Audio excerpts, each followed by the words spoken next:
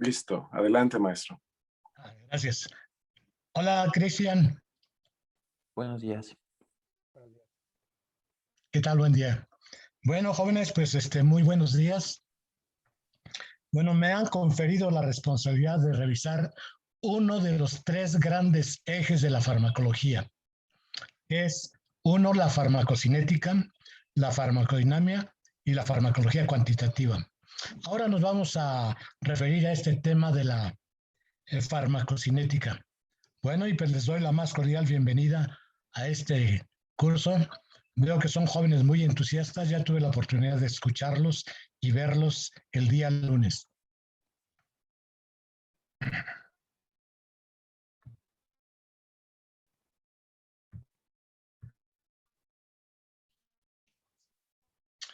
Entonces se le ha denominado como temas selectos de la farmacocinética, algunos tópicos selectos.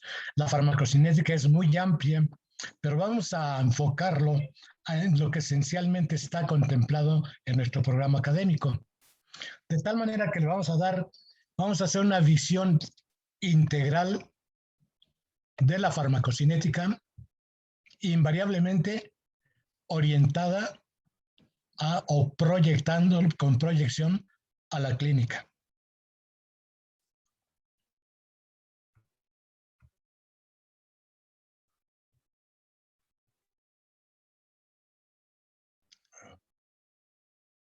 Para variar, ya se me trabó. Siempre he pensado que el recurso que es infalible es el pizarrón y el GIS, porque esto siempre da sorpresas.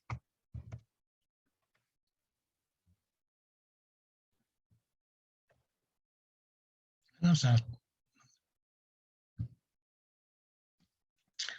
Entonces podríamos afirmar que de manera general los efectos terapéuticos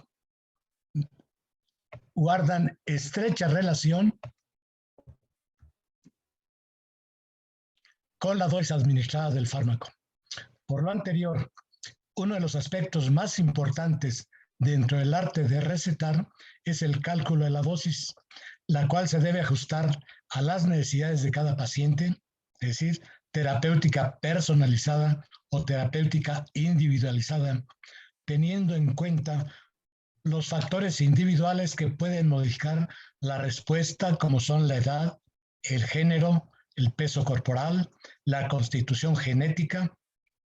Aquí son dos áreas que abordan este aspecto, la farmacogenética y la farmacogenómica, así como el estado nutricional, antecedentes patológicos y no patológicos. De hecho, van a ver en su curso de farmacología, que ya lo revisaron, que está este concepto de la terapéutica personalizada o individualizada. De tal manera que la prescripción es uno de los enfoques terapéuticos que más frecuente usarán ustedes ante su paciente.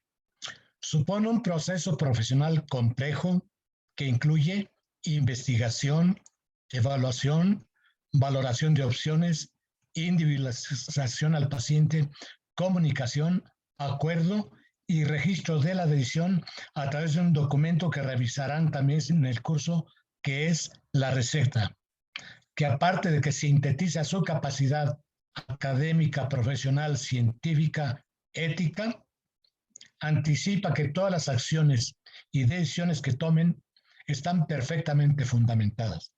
En la parte baja pongo de dónde tomo esa información. De tal manera que hay un modelo del uso racional de los fármacos como medicamentos emitido por la OMS. Señala que se debe definir el problema del paciente, que deben ustedes especificar la meta terapéutica, escoger el tratamiento estándar, es decir, el fármaco gold standard como se le conoce, que por sus características de seguridad y eficacia constituye el fármaco de referencia, verificar la viabilidad del tratamiento elegido, iniciar el tratamiento, dar información, instrucciones y advertencias a su paciente y vigilar el tratamiento Es obligación de todos jóvenes recurrir a la norma oficial 220 que llegó para quedarse en México, que es la norma oficial mexicana que hace alusión a la farmacovigilancia y ahora a la tecnovigilancia. La última edición es del 2018. El doctor Becker, Henry Becker, que es uno de los grandes inspiradores de la farmacología clínica y de la terapéutica, señala: los estudios en humanos que solo pueden hacer daño están prohibidos. Los que son inocuos pueden ser permitidos y los que hacen bien son obligatorios. Grábense estas frases que tienen mucho significado académico, científico, profesional. ¿Por qué es importante esto? Porque hemos hablado de la terapéutica personalizada. Vean ustedes lo que hacemos en los ensayos de farmacología clínica. Se consideran criterios de inclusión, criterios de exclusión, criterios de eliminación en un protocolo formalmente aprobado por las instancias sanitarias, gracias al Comité de Ética, el Comité de Investigación y el Comité de Bioseguridad. Y aún así encontramos que hay fuentes de variación, aunque esté controlado todo. Pero se imaginan si hay diferencias o hay variaciones en la respuesta a los fármacos, imagínense cuando sale a la población general para uso común de ese fármaco y en el mercado. Pues pacientes seniles, pacientes pediátricos, obesos o muy delgados, embarazadas, o fuertes, jóvenes, corpulentos, guapos, ricos como yo, y aún así hay variabilidad biológica. A eso me refiero, que ya cuando el fármaco sale ante la población, pues no es sorprendente que encontremos variabilidad. De hecho, vamos a ver también un tema en su programa de farmacología que ya recuerdan, fuentes de variabilidad biológica a los fármacos, porque la variabilidad es inherente a nosotros. Así como variamos en las características fenotípicas, también hay variaciones en las características genotípicas, que es lo que les comento que da lugar a la farmacogenética y farmacogenómica. De tal manera que en este contexto, la farmacocinética, la manera más sucinta de definirla, es la influencia del sistema biológico sobre el fármaco. Yo les preguntaría, jóvenes, ¿quién es el sistema biológico? ¿Me escuchan, jóvenes? Nosotros, nuestro propio Perfecto. cuerpo, ¿no? Perfecto, exactamente. Es decir, ¿quién me contestó, perdón? Diego.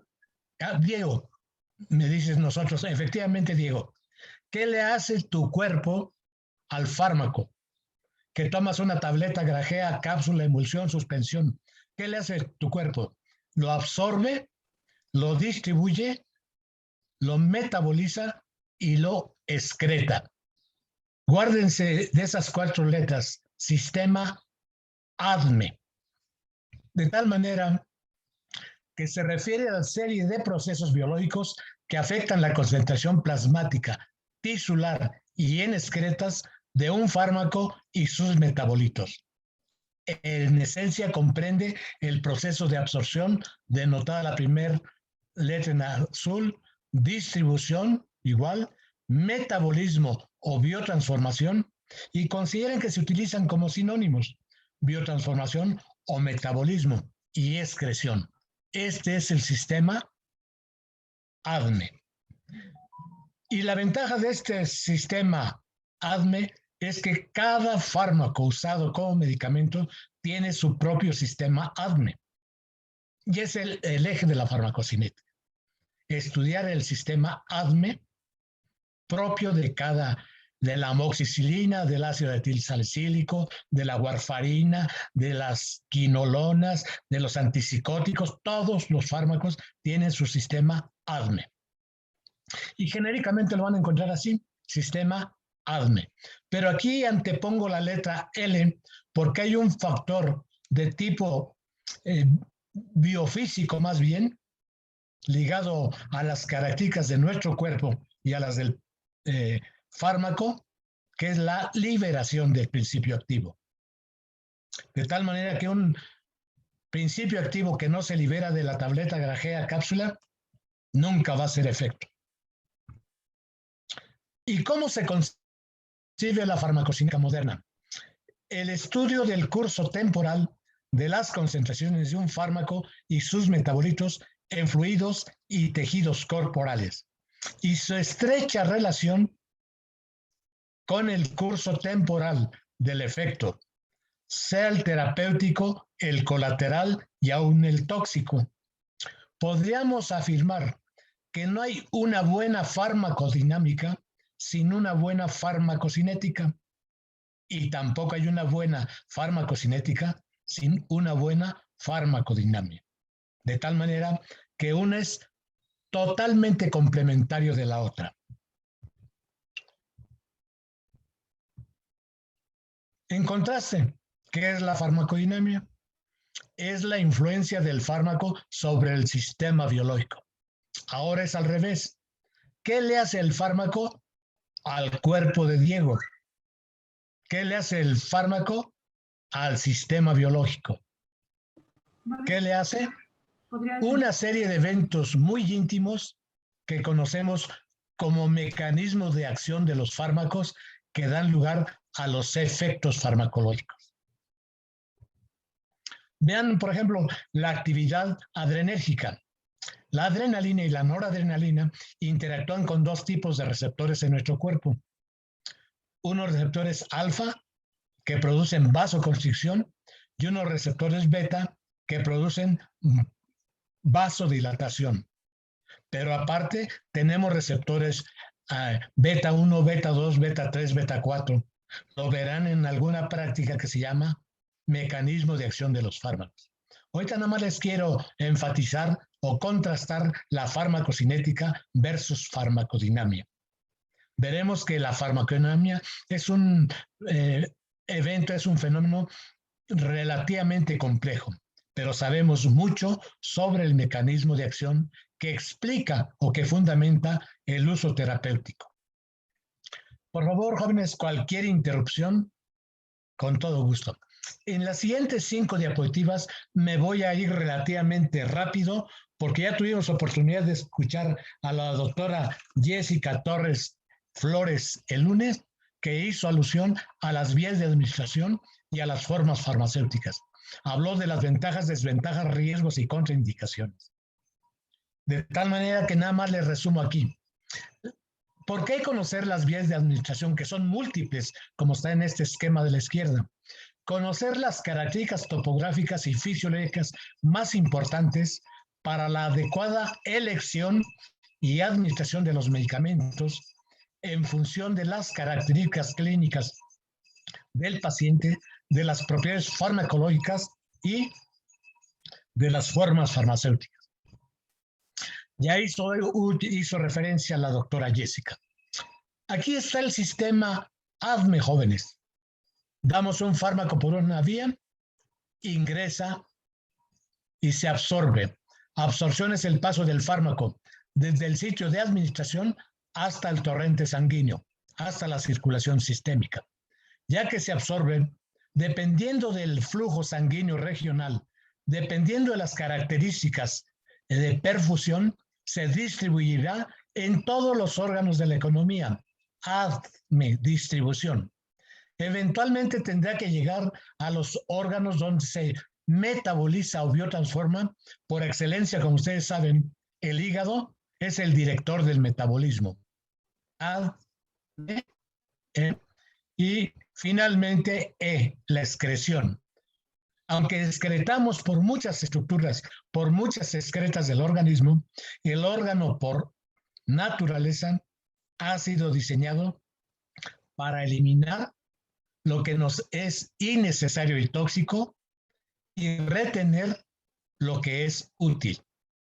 Mi maestro de fisiología hace muchos años, que lleva el nombre del auditorio Alberto Guevara Rojas, él me dio nefro y me dijo, jovencitos, claro, si era yo jovencito igual que ustedes. Jóvenes, hijos, vivimos por lo que el riñón elimina, pero por lo que el riñón retiene. ¿Cuánta razón tenía el maestro Guevara Rojas? Entonces, aquí está el sistema ADME. Les adelanto, PEGLI. Ahorita les refiero a qué hablan. También habló la doctora Jessica del curso temporal dependiendo de la vía de administración. Habló de la intravenosa, intramuscular, subcutánea y oral y el curso temporal después de la administración en función del tiempo. De tal manera que los parámetros característicos del sistema LADME los podemos resumir en estos 7 parámetros. Vean, absorción, distribución y metabolismo y excreción es el sistema ADME. Esos son los procesos. Pero los que están a su izquierda son los parámetros. ¿Cuáles son los parámetros cuantitativos del proceso de absorción?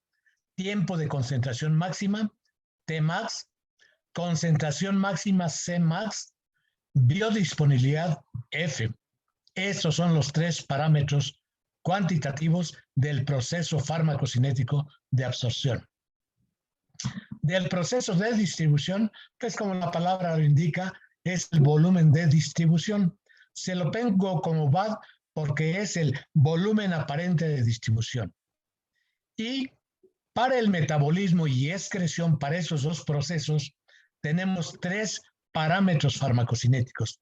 El tiempo de vida media de eliminación, la constante de eliminación y la depuración. Entonces, grábense en su cabecita estos 7 parámetros, indicadores cuantitativos del proceso ADME. Absorción decíamos que es el paso del fármaco del principio activo y componentes del medicamento desde el lugar de administración o sitio de absorción hasta el torrente sanguíneo, es decir, del exterior del organismo hasta la circulación sistémica. ¿Qué hay que considerar? Un área de la farmacología que es la biofarmacia. Ya habíamos comentado en breve que hay numerosas formulaciones en el mercado que le llamamos como medicamento o formas de dosificación. Entonces, los fármacos usados como medicamentos tienen una serie de propiedades físico-químicas que es necesario conocer. Invariablemente, todos son ácidos orgánicos débiles o bases orgánicas débiles. Una propiedad inherente a cada fármaco es su pK, su coeficiente de partición, su hidro o liposolubilidad, su polimorfismo, su isomería, el contenido del excipiente en la forma farmacéutica, el adyuvante o coadyuvante o el vehículo si es una formulación líquida. Eso es lo que hay que considerar.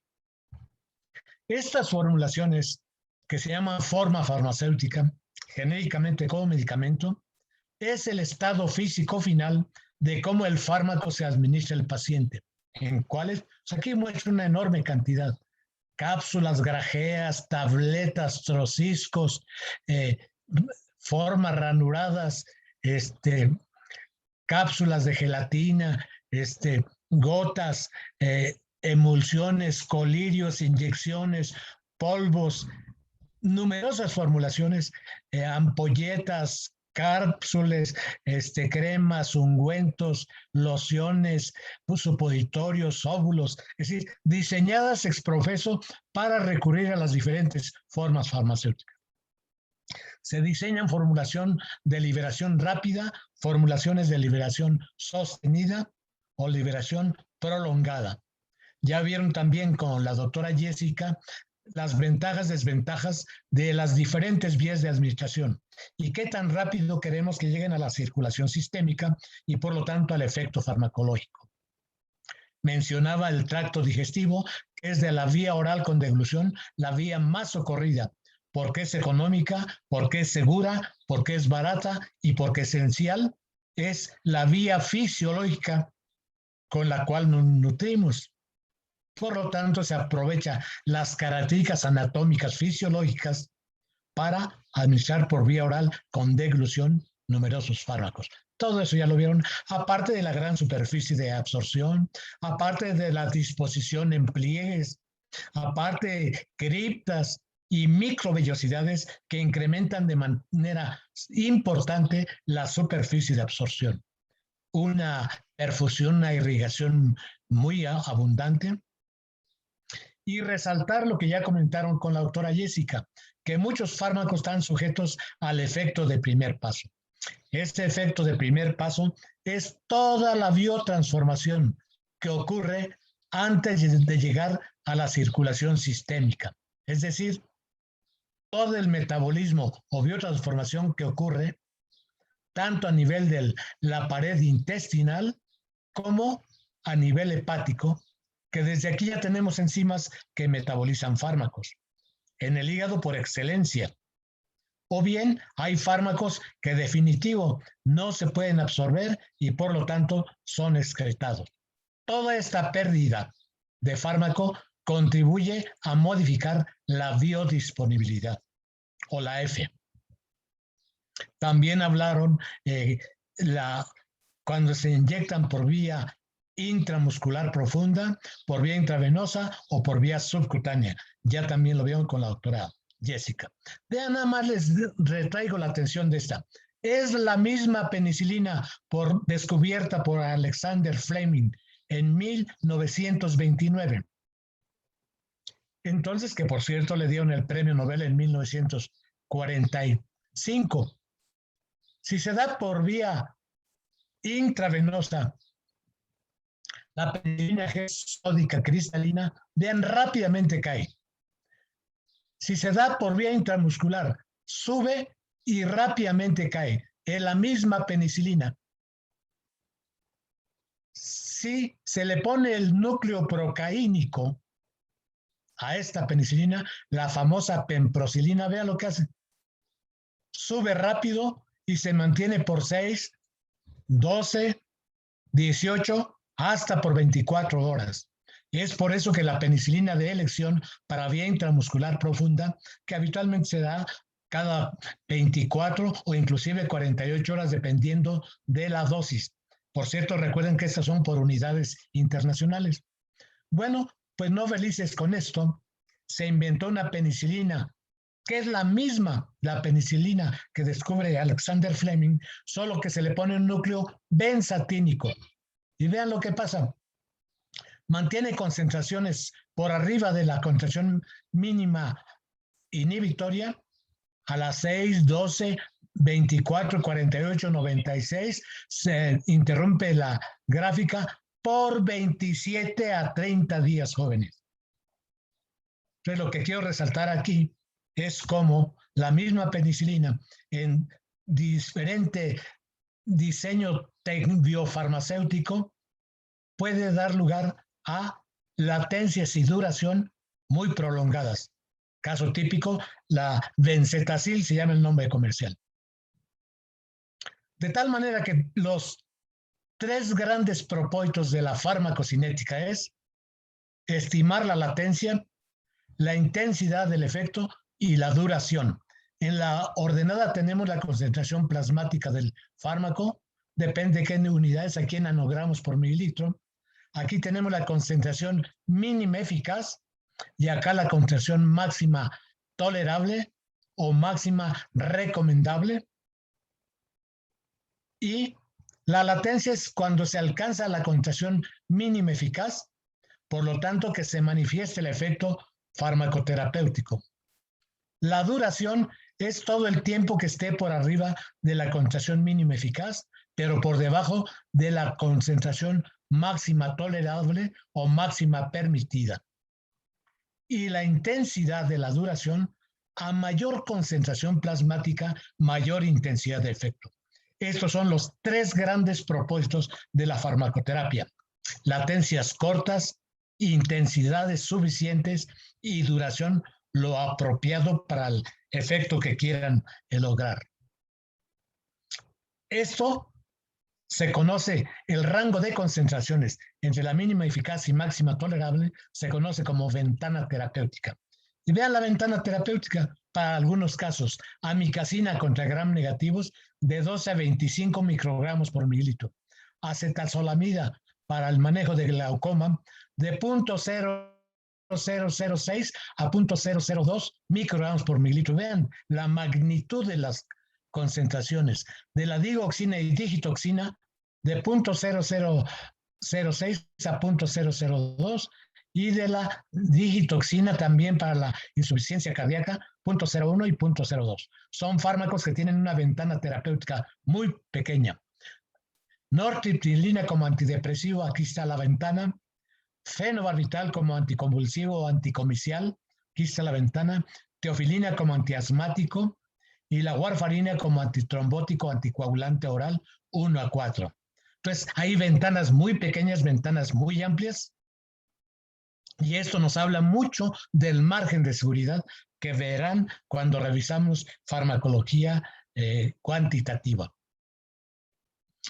De tal manera que el eje de los medicamentos genéricos intercambiables, yo les pido que visiten esta página, que es la norma oficial mexicana 177, 2013, la última 2013, que hace referencia, que establece las pruebas y procedimientos para demostrar que un medicamento es intercambiable.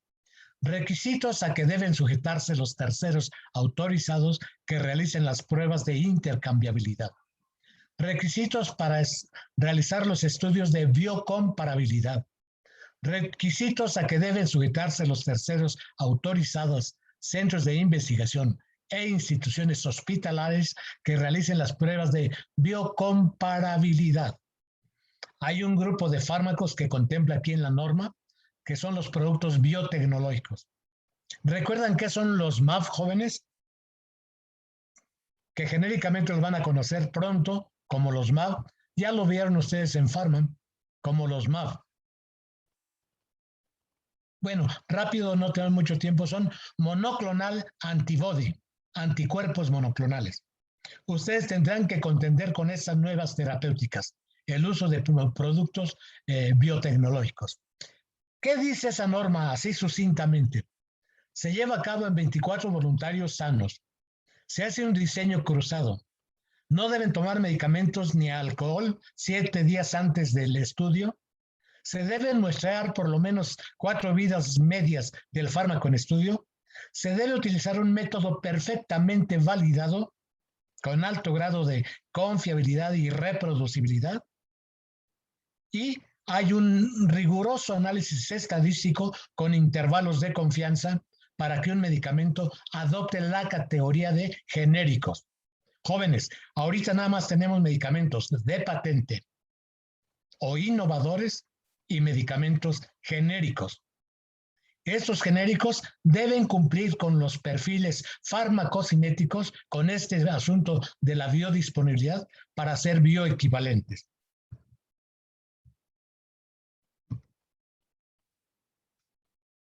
Aquí están, aquí se calculan, vean directamente de la gráfica, ya dijimos la ventana, el rango de concentraciones. La Cmax, la concentración máxima.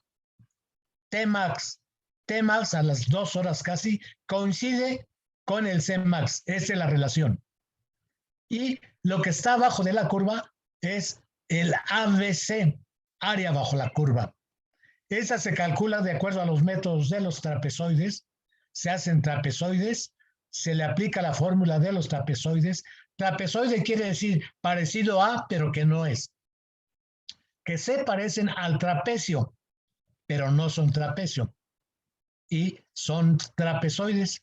Y calculan con el método de los trapezoides y suman la área de cada uno, sustituyendo aquí concentración plasmática 2, más concentración plasmática 1, entre 2, por tiempo 2, menos tiempo 1.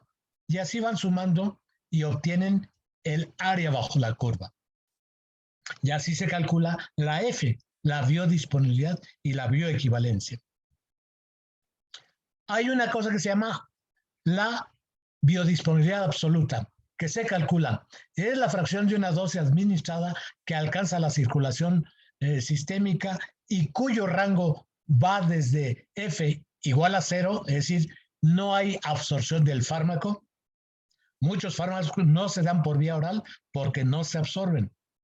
Un caso de ellos son los aminoglucósidos, neomicina, gentamicina, tobramicina, amicacina. No se dan por vía oral porque no se absorben. De hecho, excepto cefalexina, pero la mayoría de las cefalosporinas de primera, segunda, tercera y cuarta de generación solamente se dan por vía inyectable. La excepción, la cefalexina y la cefalotina, que se absorben por vía oral. De tal manera que otros pueden tener una F de 1, se multiplica por 100 y por lo tanto la F es del 100%. Se calcula de acuerdo a F, área bajo la curva de la aplicación extravascular por dosis intravenosa entre área bajo la curva intravenosa por dosis extravascular. Y aquí se obtiene la biodisponibilidad absoluta. ¿Cuál es el estudio, el objetivo de los estudios de bioequivalencia? El objetivo de un estudio de bioequivalencia es demostrar que el producto de referencia, es decir, el innovador, el de patente y el de prueba, alcanzan un perfil farmacocinético similar en plasma, suero, sangre y u orina. Si se comportan los dos igual, adopta la categoría genérica. Vean esa comparación.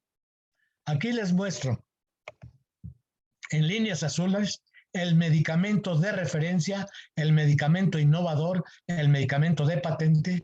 También Cofepris ya tiene estándar de esos fármacos, de esos medicamentos. Entonces se compara con él y el de prueba, ese que está en triángulos rojos, es el que aspira a ser genérico. Por cierto que hasta hace 10 años traían un logotipo GI, genérico intercambiable. Ahora ya nada más hay innovadores de patente y genéricos. Hay por ahí una farmacia que le llaman medicamentos similares. No existen los medicamentos similares. Existe la farmacia llamada farmacias similares.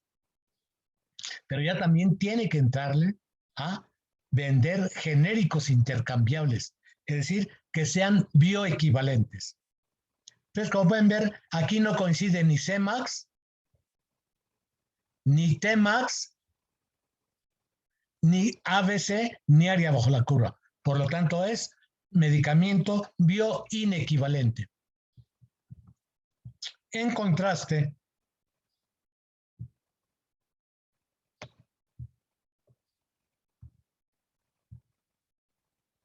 ya sé por qué tengo eso.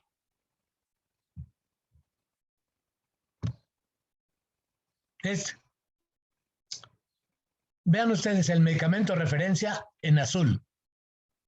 El medicamento de prueba que aspira a ser intercambiable. Prácticamente traslapada. Coincide Cmax, coincide Tmax y coincide el ABC, el área bajo la curva. Por lo tanto, como aquí se señala, son medicamentos bioequivalentes.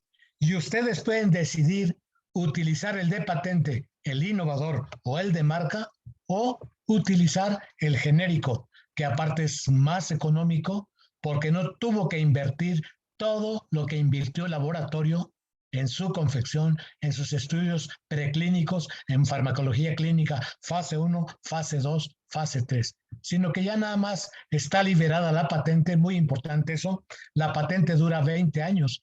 Si ya venció la patente, pues ya cualquier mortal puede hacer un genérico.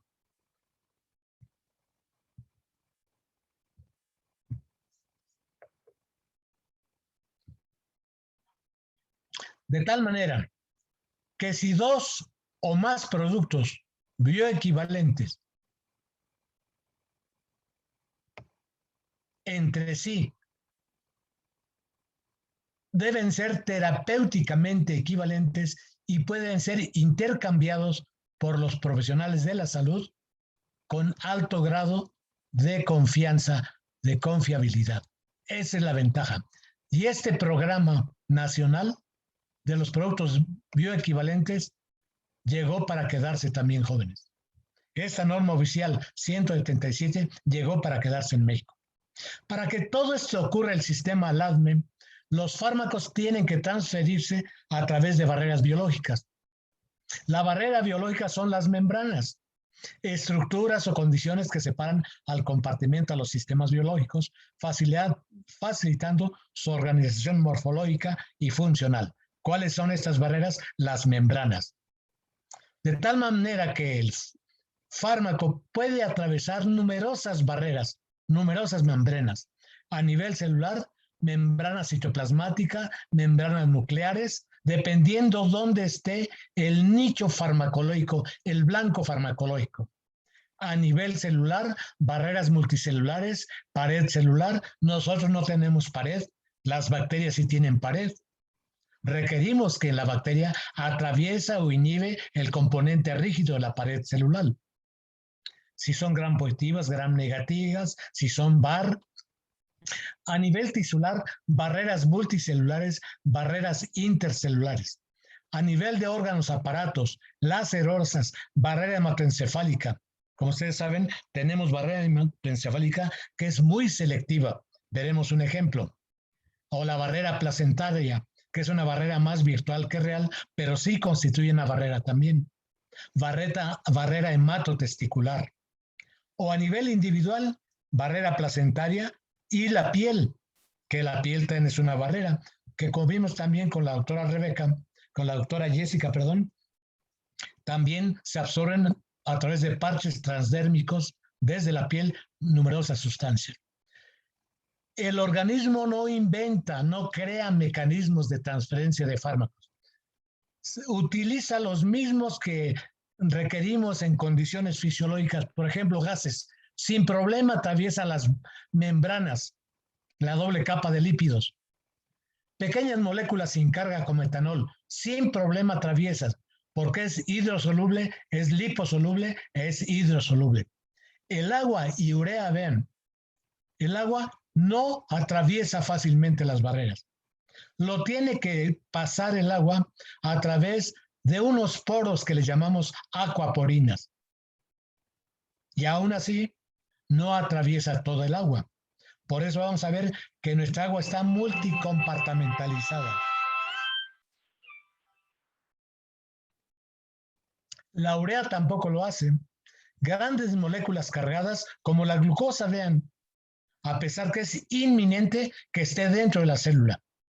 Gracias a la insulina que echa a andar GLUT-2, GLUT-3, GLUT-4 para incorporar la glucosa.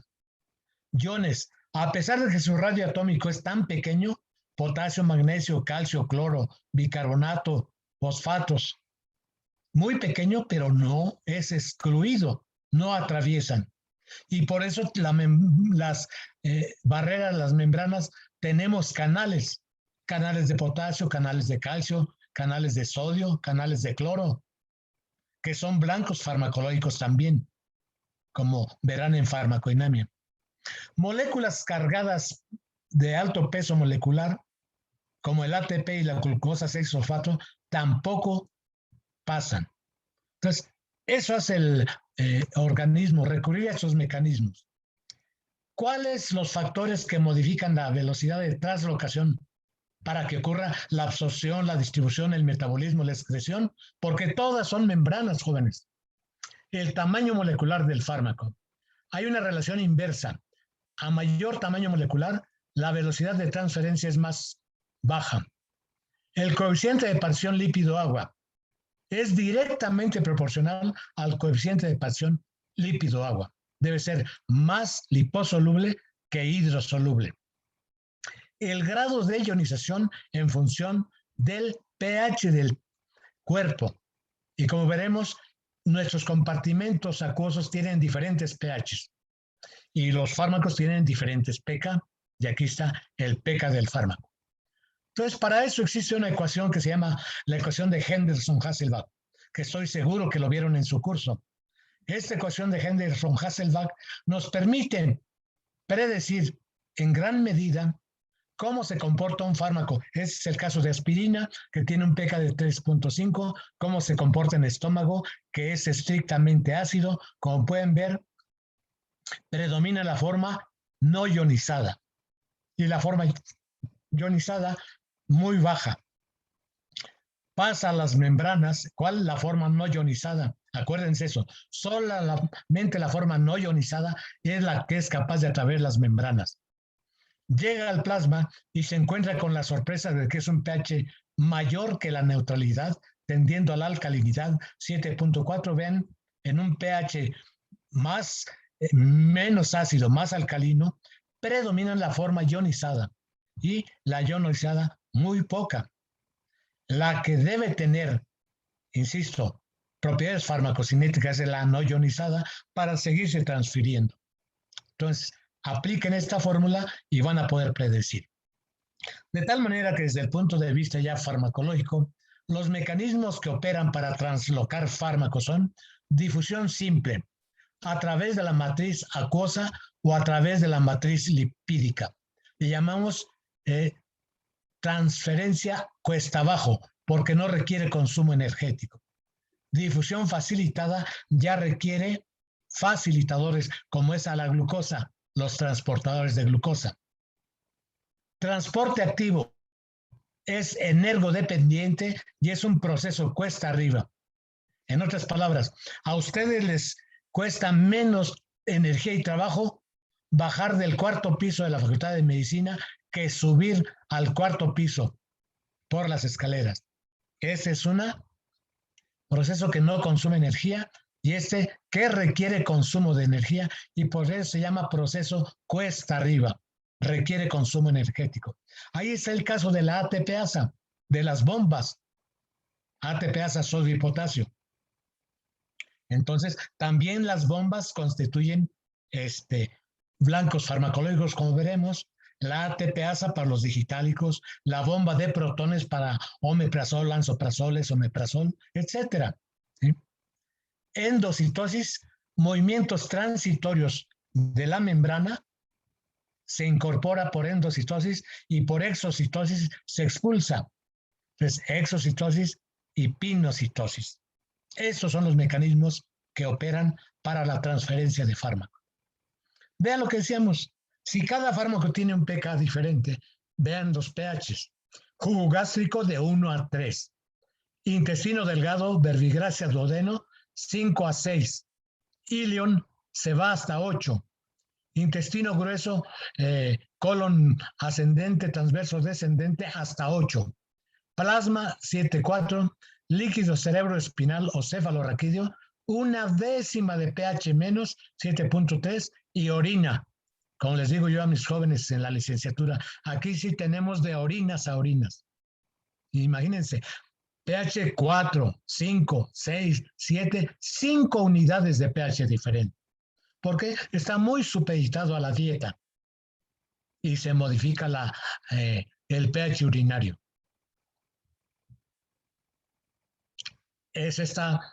Si sabemos si el fármaco es ácido o base débil, podemos anticipar y aplicar la ecuación de Henderson-Hasselbalch para ver cómo se comporta en los diferentes compartimentos. Y les comentaba que les llamaba la atención que pusieran atención en las peglicoproteínas. Las peglicoproteínas, este es un conocimiento relativamente nuevo, son bombas, se les conoce como ATPs.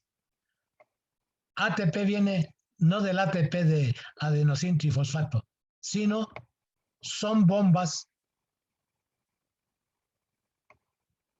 ¿Sí alcanzan a ver ahí, jóvenes? Las peglicoproteínas son bombas dependientes de ATP que se le conoce como ABC. ABC quiere decir ATP Binding Cassette, que transporta una gran cantidad de compuestos endógenos y xenobióticos, entendiendo como xenobiótico todo lo extraño al organismo, incluyendo los fármacos de diferente estructura química. La función de estas peglicoproteínas es proteger al organismo de sustancias potencialmente tóxicas. Las expresamos en prácticamente todos los tejidos, en lumen gastrointestinal, en barrera hematoencefálica, el feto las expresa a nivel de testículo, en vesículas la expresamos a nivel renal, en todo, inclusive en el sistema nervioso central, inclusive en los linfocitos. Es una superfamilia. A la fecha se han identificado más 48 transportadores que están divididos en 7 subfamilias. Y van a ver pronto ustedes en la clínica que muchas sustancias ya no son eficaces como antineoplásicas, porque la célula neoplásica, como vemos aquí algunos tipos de leucemias, el linfocito empieza a expresar las peglicoproteínas y no deja que el antineoplásico llegue. Por lo tanto, vean, en cerebro, en riñón, en placenta, en el feto, en tubo digestivo, en hígado, en vesícula, expresamos estas peglicoproteínas.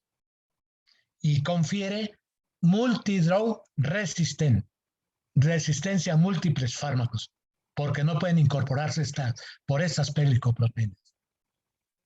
Bueno, esa es la absorción. El siguiente proceso es la distribución, como está indicado aquí, que el parámetro es el volumen de distribución y el proceso es la distribución. Aquí están la distribución que se va a todos los organismos y está en amarillito otra vez la peglicoproteína. Entonces la distribución es qué tanto un fármaco llega al sitio de acción. Distribución es la parte de la farmacocinética que estudia cómo se distribuye el fármaco a todos los compartimentos corporales mediante la circulación sistémica, con la finalidad de llegar al sitio donde ejercerá la acción farmacológica. Es decir, en esencia, la distribución debe garantizarnos que un antiepiléptico llegue al cerebro, que un anticonvulsivante llegue al cerebro, que un cardiotónico o antiarrítmico llegue al corazón, que un antiasmático o anti-EPOC o enfisema pulmonar llegue al pulmón, que un antidiarreico llegue al sistema entérico, que un diurético llegue a la nefrona, que un antidiabético llegue a las páncreas con la glibenclamida, ¿sí? Entonces, dependiendo, que un antiinflamatorio llegue exactamente a la articulación donde está la inflamación, que un antipirético llegue a hipotálamo. Eso es lo que hace la distribución. De tal manera que es importante conocer la importancia clínica del proceso de la distribución de fármacos sobre el efecto farmacológico. Definir el concepto de volumen aparente, por eso les pongo VAD, porque la distribución, la estimación de ese parámetro, es un volumen virtual, no real, no representa un líquido específico. Por eso se llama volumen aparente de distribución, VAD. Comprender los diferentes compartimentos acuosos corporales, analizar los factores fisiológicos, farmacológicos y patológicos que modifican o influyen en la distribución de los fármacos. ¿Qué es la distribución? Por definición, es el volumen de agua que se requeriría para que las concentraciones del fármaco fuesen iguales a las concentraciones plasmáticas. Es decir, es el volumen de agua que se requiere, de agua del cuerpo, que se requiere para que alcance las concentraciones similares a las del plasma, porque donde se calcula este parámetro es en el plasma. Si la concentración en el plasma está alta, quiere decir que se distribuyó poco. Si la concentración en el plasma está muy baja, quiere decir que el volumen de distribución aparente es muy amplio. VAD. ¿Qué modifica o qué influye? Fisiológicos, flujo sanguíneo regional, permeabilidad capilar, unión a las proteínas plasmáticas. Virtualmente no hay fármaco que no se una a las proteínas, en mayor o menor medida. Afinidad por moléculas tisulares, concentración del fármaco en la sangre, barreras especiales placentaria, hematoencefálica, hematotesticular, expresión de las peglicoproteínas, las ATP binding case, farmacológicos, grados de ionización del fármaco, si es liposoluble o hidrosoluble, si hay interacción con otros fármacos por los sitios de unión, incluyendo las proteínas, Patológicos. Si hay obesidad, si hay edema generalizado anasarca, si cursamos con hipoalbuminemia o hipoproteinemia, si tenemos deshidratación, que es la antípoda del edema, del anasarca, que hay una deshidratación ligada a una diarrea profusa, etc. De tal manera que dependiendo de la perfusión, los fármacos se distribuyen más rápidamente a órganos muy perfundidos, muy irrigados, verbigracia, corazón, riñón, hígado y cerebro. Después sigue con los medianamente vascularizados o irrigados o de menor perfusión. Músculo esquelético en reposo, pulmón, o a órganos muy poco vascularizados, muy poco irrigados, la piel, tejido óseo, tejido adiposo, dentina, esmalte. Entonces, muy importante qué tan vascularizada es la zona para que el fármaco se distribuya. Y ustedes seguramente hicieron en bioquímica un perfil electroforético para que recuerden que la albúmina es la proteína más abundante de nuestro plasma. Y por eso van a notar, cuando vean las monografías de los fármacos, todos van a decir en qué proporción se une a la proteína. Hay fármacos que se unen en gran porcentaje. Vean, la warfarina, 99% a proteínas. Es decir, que si dan 100 miligramos de warfarina, 99 miligramos andan unidos a proteína. Los hipoglucemiantes orales, el ácido salicílico, 90%. El naproxen, ibuprofen, ketoprofen, flurbiprofen, AINES, más del 90%. Todos se unen. Después hay en menor proporción alfa, beta y gamas globulinas, pero vean la más abundante. Este es un perfil electroforético de las proteínas del plasma. Y como pueden ver, la más abundante es la albúmina, de 2.5 a 5 gramotes. ¿Cuál es la consecuencia de que el fármaco se una a proteínas? 1. El fármaco unido a proteína es farmacológicamente inactivo. El fármaco unido a proteína es protegido de la biotransformación. El fármaco unido a proteína se elimina lentamente. El fármaco unido a proteína se prolonga su tiempo de vida media, este parámetro farmacocinético. El fármaco unido a proteína no tiene acceso fácil al sitio de acción. El fármaco unido a proteína, en esencia, actúa como reservorio. No olviden estas 6 características de la importancia de que se una el fármaco a proteína. Conocemos de todos conocemos qué tanto se unen y cuáles se unen en mayor medida y que puede haber interacciones con esto. Vean, para muestra un botón. Deliberadamente seleccioné cómo se unen. Amitriptilina, 94% se une a proteína. Fluoxetina, antidepresivo, 94%. Imipramina, protriptilina, estos 4 antidepresivos arriba del 90%. Alfentanilo, sulfentanilo, arriba del 90%, 2 opioides muy potentes. Ácido valproico, antiepiléptico, anticomicial, 93%. Prazosina, antihipertensivo, antagonista alfa-1 postsináptico, 95%. Nifedipino, bloqueador del canal lento de calcio, antihipertensivo, 96%. Tolbutamida, un hipoglucemiante oral, 96%. Warfarina, antitrombótico, anticoagulante oral, 99%, joven. Y las barreras biológicas, aquí tenemos, como ustedes saben, la barrera hematoencefálica tiene uniones herméticas muy cerradas, incluyendo los capilares que irrigan nuestro cerebro, tienen este tipo de uniones sumamente herméticas que dan la configuración de la barrera hematoencefálica. Es una porción y esta es la amplificación de la unión hermética, aparte de las células gliales que están recubiertas también por estas barreras que hacen que no sea muy permeable. Igual, en el caso de la barrera placentaria, que muchos fármacos sí lo hacen, Y ahí hay que considerar que pueden tener efectos teratógenos, carcinógenos o mutágenos. Aquí pongo algunos ejemplos de fármacos que atraviesan barrera placentaria y que dan lugar. Y este modelo yo los refiero al modelo de Moore, para que vean la vulnerabilidad dependiendo de la semana de gestación y que hay el riesgo de enfermedades dependiendo de si son las primeras semanas o de la segunda, cuarta, quinta, sexta, séptimo, octavo mes, hasta las últimas cuando ya puede haber, y aquí está, cuando puede haber alteraciones morfológicas, anatómicas, teratógenas, conductuales, sistema nervioso central, ojo, corazón, extremidades superiores, inferiores, paladar, etcétera.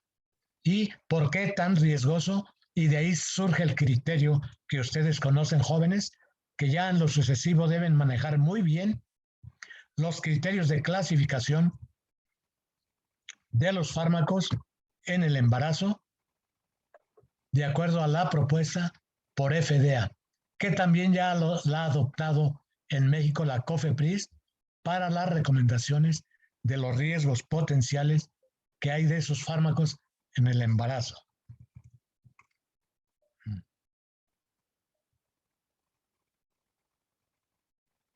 Entonces buscan este esquema como así el modelo de Moore, porque es muy abundante para asimilarlo ahorita. Esta es la categoría, los criterios de clasificación de acuerdo al riesgo en el embarazo. Se clasifican los fármacos en categoría A, B, C, D y X, dependiendo del riesgo potencial para los fármacos. El volumen de distribución puede ser que esté en el agua extracelular, que son 4 litros, en el agua intracelular 28 litros o en la espacio intersticial 10, de tal manera que el agua corporal total es 42 litros, dividida así entre agua extracelular, agua plasmática y agua intersticial. Y en total dan 10 más 4, 14. Y 14 más la intersticial, 28. Y todas estas aguas, los 42 litros de agua corporal, que es el 60% del peso corporal. De tal manera que los fármacos pueden tener este perfil aproximado. Distribuirse en 4 litros, que correspondería al agua plasmática. En 10 litros, que correspondería al espacio intersticial. O al intersticial más el plasmático, que correspondería el agua extracelular. O en el agua corporal total, que serían los 42 litros, o si son inusitadamente más de 42 litros, está indicando que hay un fenómeno de acumulación. Porque como pueden ver, aquí en plasma, pues no se percibe que haya esos puntitos blancos que denotan que hay poco fármaco, por lo tanto que está muy distribuido. ¿Cómo se calcula este parámetro? Volumen de distribución igual a dosis sobre concentración plasmática extrapolada al tiempo cero. Este es para vía intravenosa. Si es para una vía extravascular, volumen de distribución es a la dosis. Ustedes saben qué dosis dan por F. Si dan por vía intravenosa, pues no dividen, no multiplican por F porque F es 1, 100%. Pero si es por una vía extravascular, pues hay que conocer cuál es F. Y la concentración plasmática se extrapola al tiempo cero. La primera fase es de distribución y la segunda fase, conocida como beta, es de eliminación. Y así se calcula el volumen de distribución. Vean, deliberadamente también les escogí 8 fármacos que tienen un volumen de distribución inusitadamente grande.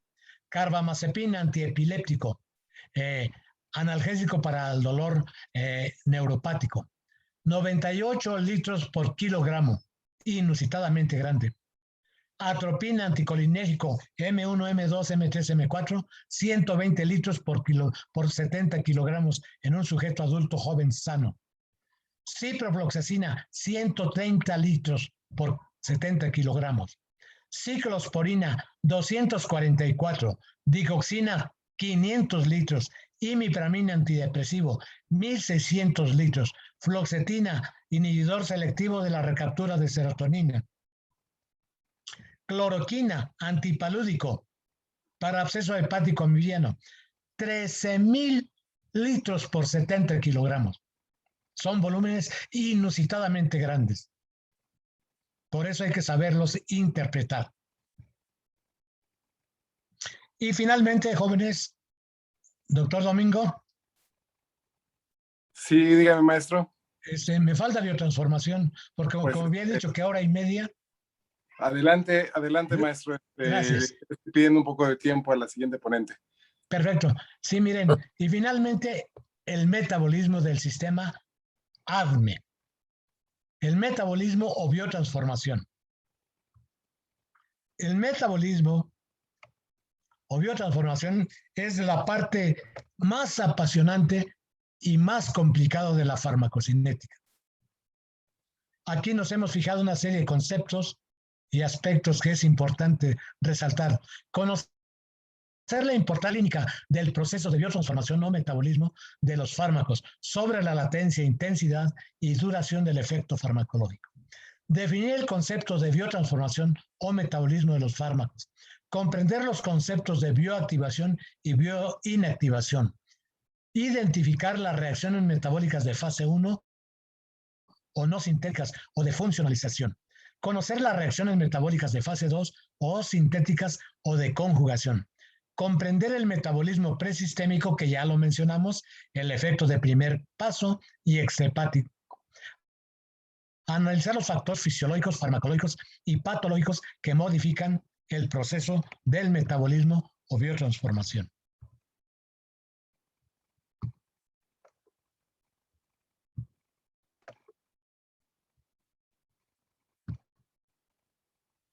Entonces estamos en esta parte ya, porque por excelencia ocurre aquí la biotransformación.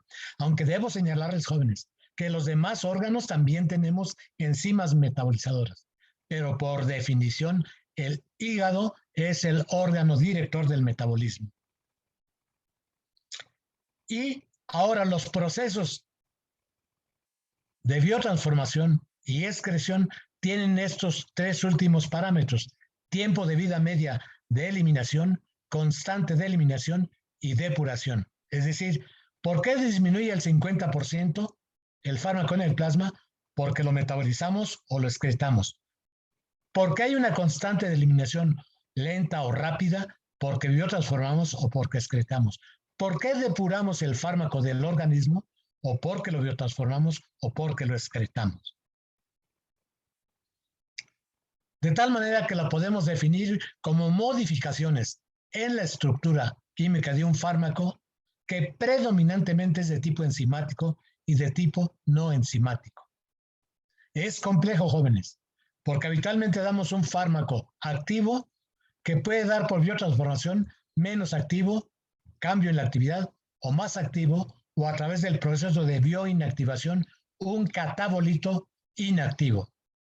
Pero resulta que hay unos fármacos que ya la industria los diseña como tales, profármacos, que son productos, moléculas, fármacos inactivos, y que sabe que va a estar sujetos a efectos de primer paso en el hígado, y justamente ese es el proceso de bioactivación para que dé lugar a este producto activo.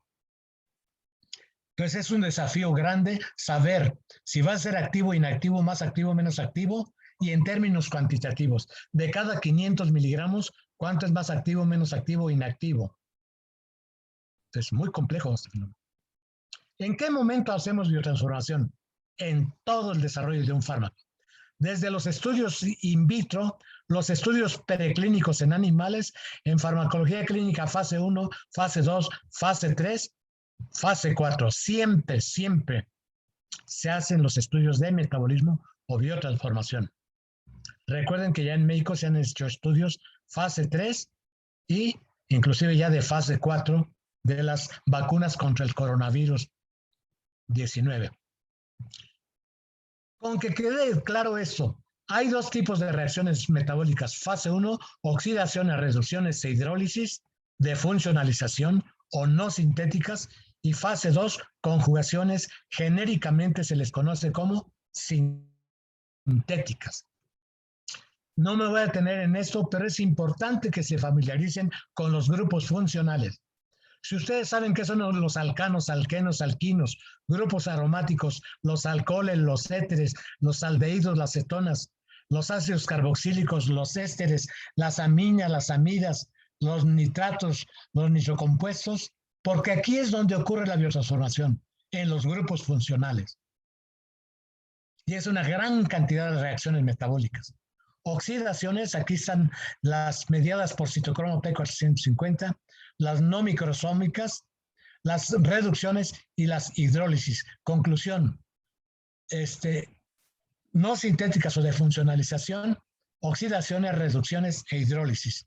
Naturalmente mi intención no es que se aprendan las fórmulas, pero si identifican el grupo funcional, pueden predecir dónde ocurre la biotransformación o metabolismo. Inclusive predecir si va a ser más activo, menos activo o inactivo. En contraste, conjugaciones con ácido glucurónico en orden de cuantitativo. Vean ustedes las monografías de sus fármacos y lo eliminamos como glucurónido, como conjugado con ácido acético, conjugado con sulfatos, con aminoácidos, con derivados metilados. Y para esto existen enzimas conjugados con ácido glucurónico. Hay un donador de glucurónidos, es el ácido uridín difosfoglucurónico. Y la enzima que transfiere el glucurónido a grupos hidroxilo, amino o sulfidido es la glucuronil transferasa. Quien transfiere los sulfatos a los hidroxilos o aminas es la fosfadenosil fosfosulfato y es la sulfotransferasa. Quien transfiere a grupos epóxicos la biotransformación para dar lugar al glutatión reducido es el glutatión oxidado. Quien transfiere los metilos es la SAM, S-adenosinmetionina, y le transfiere metilos a los compuestos. Quien dona los acetilos es la acetilcoenzima A y la enzima se llama acetiltransferasa. Esas son las sintéticas. Hay una relación de glucurónido conjugación. Vean, jóvenes, que el objetivo de la biotransformación es convertir compuestos de menos polares a más polares. Por lo tanto, más hidrosolubles. Por lo tanto, más eliminables y menos reabsorbibles. Ese es el objetivo de la biotransformación o metabolismo. Convertir de menos polares a más polares, por lo tanto, más hidrosolubles y más eliminables. Aquí están. Por eso los fármacos que donde se lleva a cabo predominantemente es en el retículo endoplásmico liso, que aquí está esta superfamilia de citocromo P450. Antes hablábamos un citocromo, pero ahora sabemos que es un superfamilia. Y finalmente después se hace un glucurónido conjugado y sin problema lo podemos eliminar por vía renal.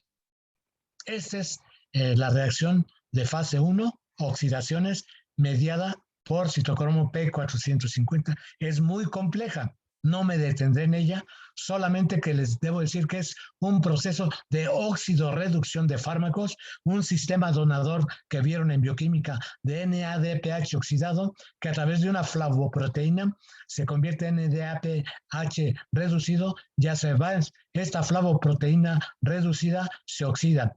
Esta flavoproteína oxidada se reduce y a la vez que el citocromo P450 está reducido, se oxida.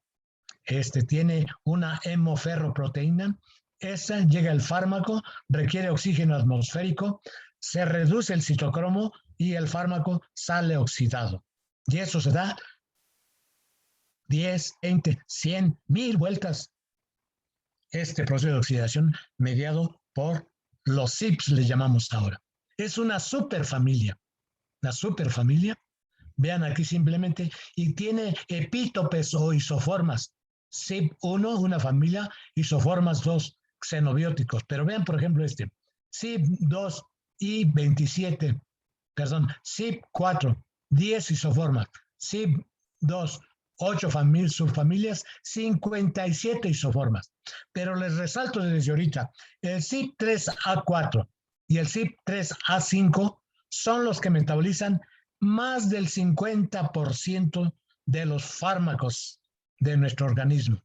Y aquí está la distribución de los 1, 2, 3, 4, 5 isoformas de citocromo, que por cierto es lo que da lugar a la farmacogenética, al polimorfismo enzimático. Pero resalto, más del 50% por CYP3A4. Para muestra basta un botón. Vean acá.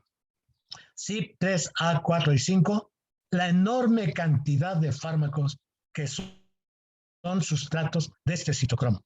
Y eso tiene importancia biológica, inclusive genética. Finalmente, esa biotransformación la podemos manipular deliberadamente, porque hay fármacos que son inductores enzimáticos y fármacos que son inhibidores enzimáticos.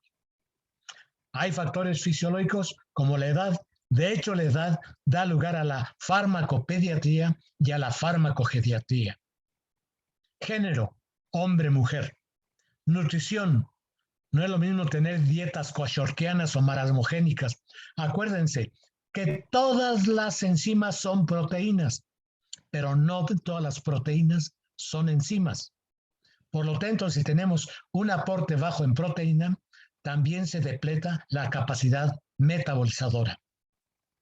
Y como les expresé, la presencia de peglicoproteínas, genéticos, raza, farmacogenética o farmacogenótica. Patológicas, si decimos que ocurre a nivel hepático, pues las hepatopatías. Aquí está la definición de farmacogenética. Y aquí está una gran familia de inductores enzimáticos de alto uso, frecuente uso: fenobarbital, carbamazepina, DFH, rifampicina, inhibidores de proteasa, ritonavir, infinavir, saquinavir, epamivir y la hierba de San Juan. Le resalto esta porque esta se está usando, abusando y mal usando. Y es un potente inductor enzimático. Aquí está el caso de un jovencito que dio la vuelta al mundo porque le diagnostican VIH-Sida y le dicen, pues tómate hierbita de San Juan, porque estaba con un humor muy decaído, un cuadro depresivo cuando le dan eso, pero él estaba tomando ese inhibidor Indinavir como inhibidor de proteasas para combatir el virus. Pues toma la hierba de San Juan, vean, Indinavir solo. Después de que toma la hierba de San Juan, no alcanza ni la C-Max, ni la T-Max, ni el área bajo la curva, ni la ventana terapéutica, y finalmente fallece por estar consumiendo esto. Mucho cuidado, porque la población en general está recurriendo a la hierba de San Juan y es potente inductor enzimático que acorta la vida media de numerosos fármacos. En contraste, tenemos muchos inhibidores: ketoconazol, itaconazol, fluconazol, cimetidina, ácido valproico, claritromicina, eritromicina, toliandromicina, jugo de uva, jugo de toronja, jugo de arándanos, jugo de granada. Ahora inhiben, por lo tanto potencian muchos fármacos porque se inhibe el metabolismo. Vean lo que pasó con esta es ya la estructura tridimensional de los citocromos. Y aquí están las configuración donde se une el ketoconazol y donde se une la eritromicina como inhibidores del CYP3A4. Perfectamente se conocen.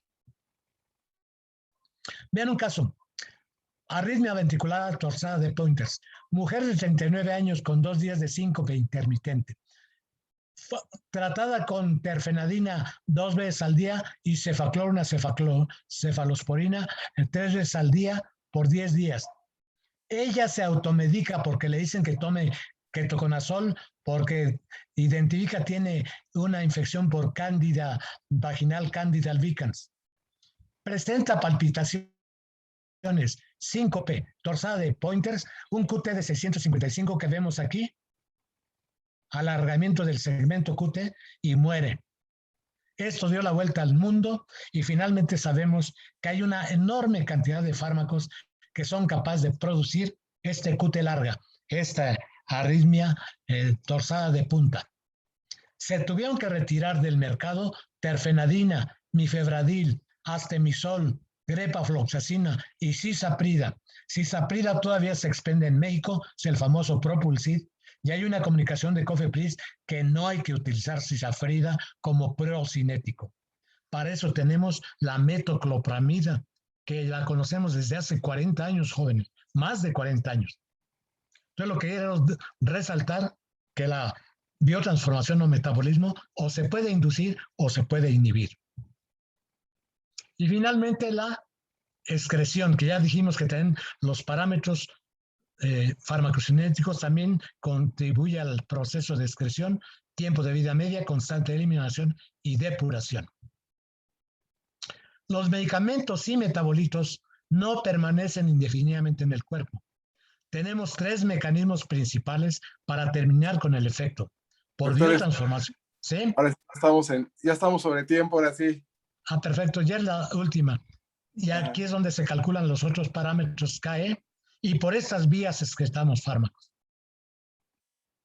Y tenemos un indicador que es la depuración, que es un fenómeno aditivo, porque la depuración total depende de la renal, de la hepática, de la gastrointestinal, de la salival, de la láctea, etc. Y aquí hay una formulita para calcularlo. Yo quería que lo hicieran. Creo que se los dejé ahí de tarea. La van a calcular. Por lo tanto, la farmacocinética es compleja.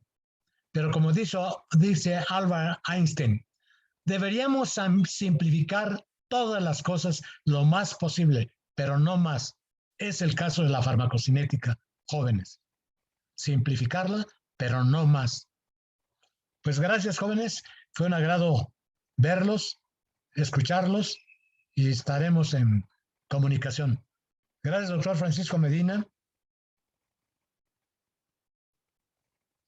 Bueno. Gracias a usted, maestro Efraín, un placer como siempre escucharle, ¿no? Gracias por aceptar esta invitación, ¿no? Pues con siempre... mucho gusto y con mucho entusiasmo y beneplácito. Buenas tardes, jóvenes. Buenas tardes. Continuamos.